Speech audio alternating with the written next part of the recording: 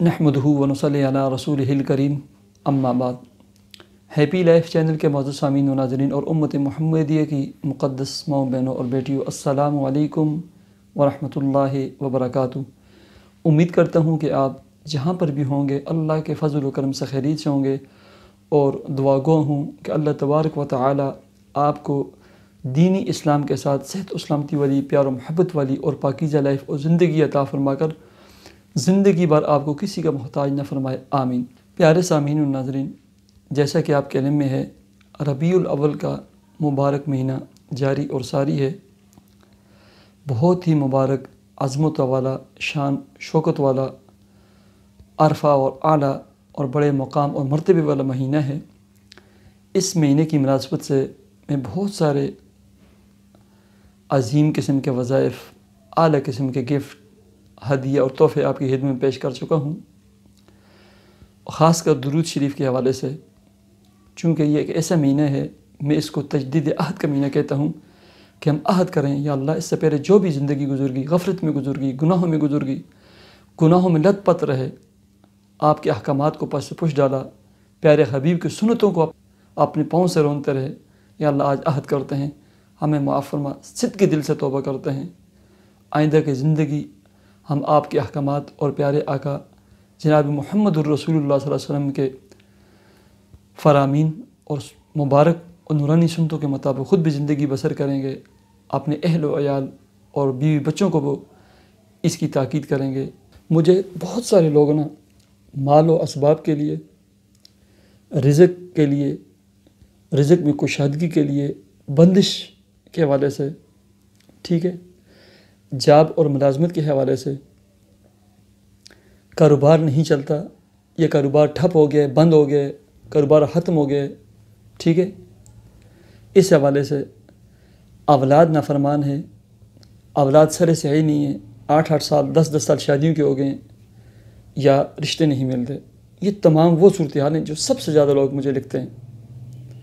ان تمام چیزوں کا میں حل آپ کو دیتا ہوں۔ پہلے آپ یہ عہد کریں، اس مبارک مہینے سے آپ نے نماز نہیں چھوڑنی، حقوق اللہ، حقوق العباد 100% ان کو پورا کرنے کا اہتمام کریں۔ نماز، نمبر 2 رزق حلال، حسب توفیق صدقہ، ہر نماز کے ساتھ 2 نفل صلاۃ توبہ یا صلاۃ حاجت، اور کم از کم نا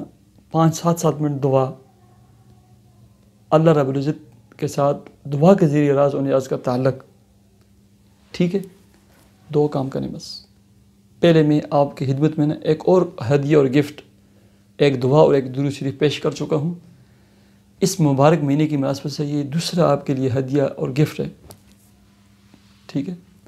ایک درود شریف ہے، واللہ واللہ، یہ ایسا مالدار بنانے والا درود شریف ہے، اس کی اتنی میں نے برکات اپنی گناہگار آنکھوں سے دیکھی ہیں، اور جس کو میں نے بتایا ہے، اس کے اتنے انوارات، ثمرات اور برکات میں نے دیکھے ہیں، میں بیان نہیں کر سکتا ہوں۔ جامع اور معنی درود شریف ہے، اللہم صلی علی محمد عبدک و رسولک وصلی علی المؤمنین والمؤمنات والمسلمین والمسلمات، ٹھیک ہے، کم از کم 313 مرتبہ 4 تسبیحات اس کو پڑھا کریں، ٹھیک ہے۔ سارا دن نا یہ ہماری زبان نا اللہ کی نافرمانیاں، غیبت، گناہ، جھوٹ بول بول کے نا بالکل زنگ آلود ہو چکی ہے نا،